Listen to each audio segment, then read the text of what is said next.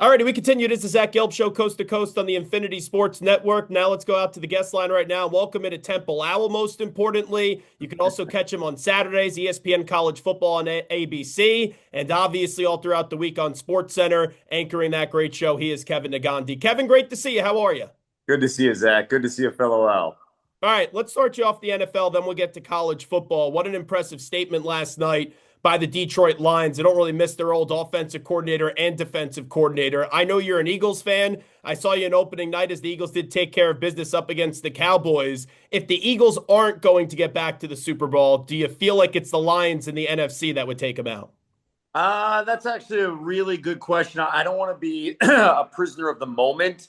I still believe the Packers are going to be a challenge as well, because we'll see what the rest of the season looks like. The one thing that really impressed me with the Lions is they found their identity. They didn't know who they were, I think, in week one. Two new coordinators, you're trying to figure it out. They went back to what they know, and that is physicality on the offensive defensive line. I think a lot of people forget a year ago around this time, everybody pegged the Lions as the team that was going to be the favorite in the NFC. And I feel like they've been overlooked and forgotten. And I think that works in the Lions' favor, to be honest with you, because they were the one seed. Everything was lined up, and then they're shocked by Jaden Daniels, and that opened the door for the Eagles and the opportunity to host. That plays a huge role, I think, when you look at the NFC and going through the NFC to get to the Super Bowl. So right now, I think the Eagles have the edge. Then I would put the Lions and Packers together, considering what we saw in week one. And so right now, I don't want to be the prisoner of the moment, but the Lions look like they found their identity, and that was very similar to a year ago, and that is offense and defensive line dictating everything. And let's not forget one thing that plays a huge role. They lost Aiden Hutchinson last year, and they didn't have him in the second half of the season or the postseason. That played a huge role for the Lions, and that defense was so beat up. I remember they were taking guys off the street and trying to put them in, and they were starting for that defense late in the season. If the Lions stay healthy, they're going to be really, really tough to beat. And the reports emerged today that the Giants are moving to Jaxson Dart as their starting quarterback. It's kind of crazy what has become of the career of Russell Wilson since leaving the Seattle Seahawks, getting traded to Denver last year in Pittsburgh, and now a short 3-game tenure with the New York Giants. At this point, the Giants have to do something to excite the fan base, and Russ just isn't good anymore. I have no problem with the Giants handing the baton to the youngster. I have no problem with the Giants moving on from Russell Wilson. My question is, how come not Jameis Winston just for a game? Because facing a Chargers team that is physical, that can hit you, I'm not sure I would have done that for Jaxson Dart. That's tough for any rookie to come in, and now you got to deal with a team that's 3-0 and has the mindset that a Harbaugh team has. Especially the way the Chargers played the Broncos, I would have tried Jameis for another week because I knew what the Giants were doing. I understood what they were doing. They didn't want to put Jackson into the fire in the beginning. Let's see what happens. I just don't understand that. You got Jameis for a reason. Try him now and give it another week or two to get settled. Or maybe this is a reflection of management coming down or the locker room saying, hey, enough is enough. We need some juice here, and this guy can bring the juice because of his work ethic.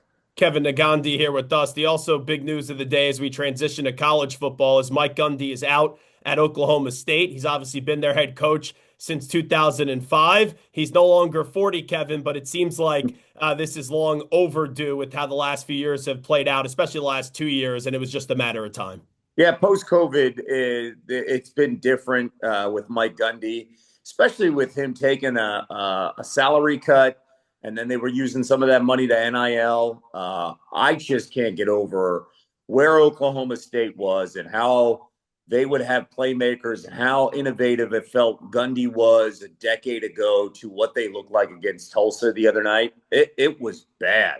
It was really, really embarrassingly bad. And I think for Oklahoma State, we're talking about a guy that he was a quarterback when Barry Sanders and Thurman Thomas were there, right, on that team. So he's been part of that football kind of culture for nearly 40 years. So I think they needed a game like that to say enough is enough. We can't keep on doing this. Especially Tulsa beating them last year, by less than a touchdown to come to Stillwater and dominate the way they did. To me, it was an absolute stunner. So I think that change is needed and maybe long overdue. Well, what's your read on the Dabo Swinney situation right now at Clemson? I expect him to be back next year with what he's been able to do and build up that program. But the last 4 years, Clemson has kind of lost their way where now it's just, oh, can you win the ACC, which they've only done twice in the last 4 years. But this was supposed to be a year that they would be a national championship contender. And Kevin, we're not even in October yet, and they already have 3 losses. Zach, I am stunned. I think this is the biggest stunning development in college football because coming in, you looked at that roster and it was like, oh, wait, maybe Dabo's onto something with everybody else, especially a team like Miami where they're in the portal and they're not shy about being in the portal. We saw what happened to Florida State over the last 2 years where you're using the portal and it can go really well or it can blow up in your face like it did last year in Tallahassee. I thought that, hey, this is the statement year for Dabo. I had 75 to 80% of my guys back. I've got the quarterback. I've got a phenomenal defensive line where I have two potential NFL guys that are going to go on day one. You bring in Tom Allen to be your DC. I'm stunned that they're 1-3, stunned how they've looked, stunned that the offense and Cade Klubnik has been sluggish, stunned that they didn't have a consistent running game. Completely floored. I had this team not only in the playoff. I thought they were a Final Four type of team, maybe in the championship. I don't know where you go with from this, but I think it's ridiculous for anybody to say he's got to go. He's done so much over the last 10 years to change the identity of Clemson and make them formidable. But with that success, it comes expectations. And last week, you can't preach to the media, hey, what are you doing? What are you talking about? Look at my track record, and then fall flat at home against Syracuse. And they have struggled with Syracuse multiple times through the years at home. You can't look like that. You can't look like you're surprised and stunned. And then keep this in mind. They needed a comeback against Troy. Yeah. They were down big at the half to Troy at home, and that's their only win. I can't wrap my head around it, but there's no buzz. There's no Cade Klubnik has, if you look at all the things on paper, checks every single box, right? But there's no juice. There's no juice with the team. And there's no playmakers that are going to say enough is enough.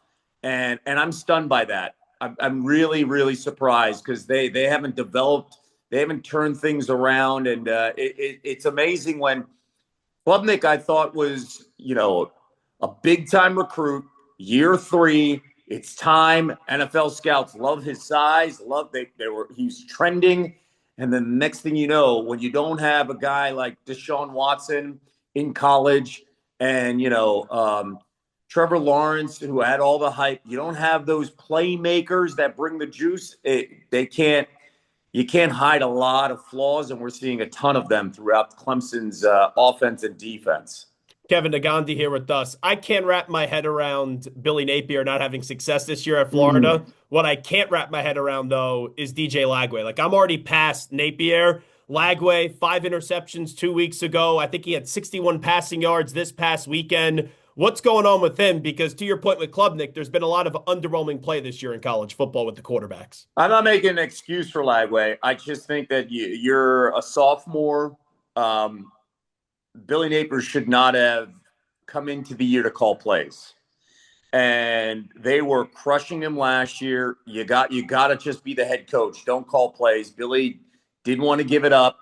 They finished the season strong, and he had an opportunity in the offseason to say, you know what, I'm going to remove myself. Let somebody else come in and call plays, because as a head coach, you've got to be fully aware of everything else. And some of the things that we continue to see with Napier, they have not been fixed over the years. You could be a fantastic recruiter. They spent all that money in NIL. He's brought in a ton of talent. Look at the defense. You cannot have all those consistent penalties, take points off the board week after week, have an offensive line that cannot protect your quarterback. And we've seen that over and over and over again to the point where the quarterback's just gun shy, man.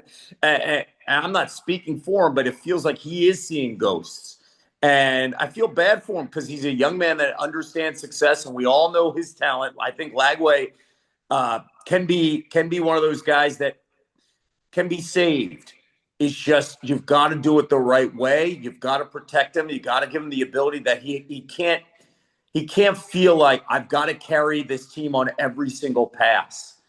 But he doesn't have time in the backfield. And then when they make that play, that 87-yard touchdown against LSU, and that's taken off the board, you're not giving this young team a chance to figure it out. Your defense is just exhausted. There's a reason why these games were close the last 2 weeks, because of their defense.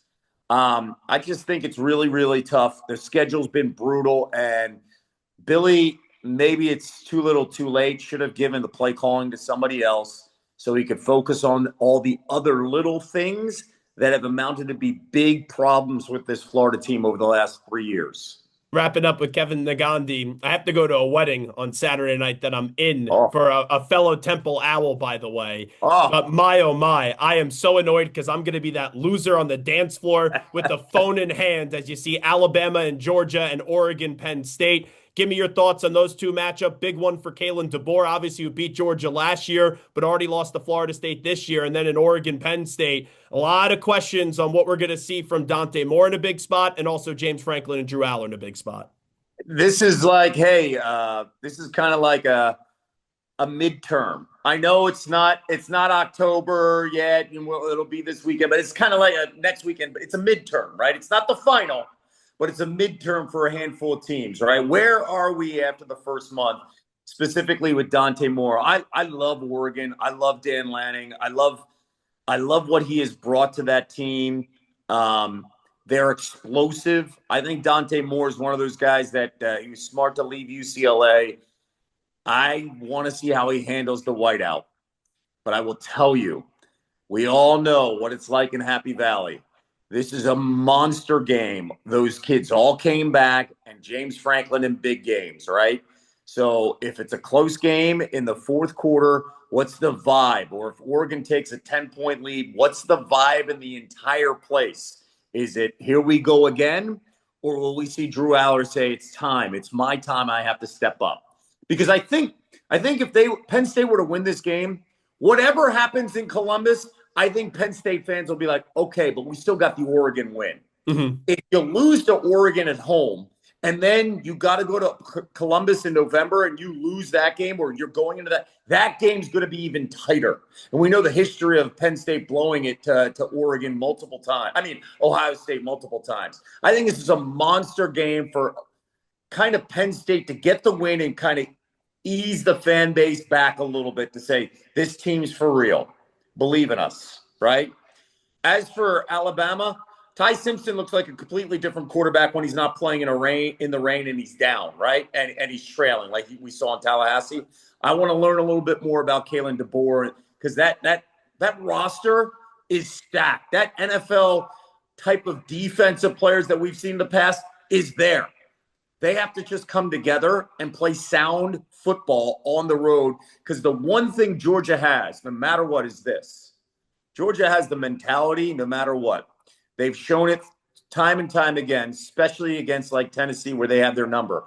The question will be, does Alabama still have Georgia's number that we've seen in the past? Does DeBoer still have that number?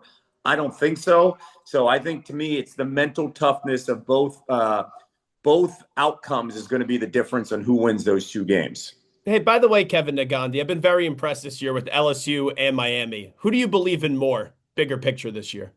I to be honest with you, I believe in Miami because I think their defense is absolutely on another level, especially Ruben Bain.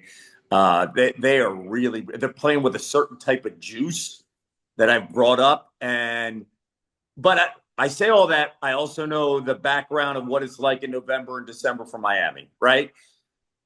My biggest question with LSU is I'm not buying their offense right now, especially when you have a guy like Garrett Nussmeier. They should be doing more things. They can't run the football, which is unbelievable at LSU. It's been a problem for the last couple of years. I'm not buying LSU at this moment. We'll learn a little bit about them against Ole Miss, especially on the road. We've got to see their offense step up. So as of right now, I'm buying more Miami stock. And that showdown next week in Tallahassee is going to be absolutely incredible, like the glory days of 25 years ago. Last thing I'll ask you, Kevin Negandhi does a great job. ESPN College Football and ABC anchor on SportsCenter. Michigan, Nebraska, just looking back from last week, huge win for Michigan, a letdown for Nebraska. Michigan dominated the trenches. Nebraska couldn't stop the run. But if I'm a Nebraska fan, I'm trying to look for a positive. It would be the play of the quarterback in Dylan Raiola, who nationally, because of the Mahomes stuff, and I think people have fun with that in like a little mean-spirited way, and they've taken it a little bit too far. Raiola was incredible, working with not a lot, especially up front of that offensive line. I'm stunned because you and I, of course, know what Matt Rule does and how he changes programs, especially in year 3. I was stunned at the physicality of Michigan over Nebraska. I knew Michigan was going to bring, hey, we're going to stuff it in your face. I thought Nebraska would be up for the challenge, and they just weren't. And that surprised me. Well, when you have a quarterback like 15 and Raiola, it gives you hope that he's going to keep you in games, and he most certainly did. I think that there's still hope for Nebraska. Listen, we all saw what happened to Illinois, and that to me blew me away because I thought Illinois' quarterback and their physicality would play a huge role against Indiana. So to me, the battle for the fourth best team in the Big Ten is still up in question. You know, you've got Ohio State and Oregon and Penn State, and you put them in whatever order. And then after that, you know, you have the Michigan and you have the Indiana, you have potentially Nebraska, you have Illinois potentially come back. We'll see how that battle for that 4th spot plays a role here. I still think, you know, I'm not going to count Matt out because anytime you count Matt out, he'll prove you wrong and he'll get that fixed. But they've got to find a way to make sure that they can meet the physical intensity that's on the other side when you want to play with the big boys in the elite programs in the conference. He's the great Kevin Negandhi. Kevin, appreciate the time today. Thanks so much. Good to catch up, Zach. Take care. Phenomenal conversation right there with Kevin Negandhi, and that's all the time we have today on the Zach Gelb Show. Big thanks to Stu, Connor, and Marco, and most importantly, each and every one of you. We'll be back tomorrow right at 3 p.m. Eastern, noon Pacific time, as we'll have Justice Haynes from Michigan football joining us after his sensational game running the ball up against Nebraska for the Wolverines, and also we'll be joined by the head football coach at Oregon before their big game in Happy Valley up against Penn State in Dan Lanning. That's what we'll have tomorrow. Really do appreciate you tuning on in today. We'll talk to you then on a Wednesday. I'm Zach Gelb. I'm out. Bye-bye. Peace.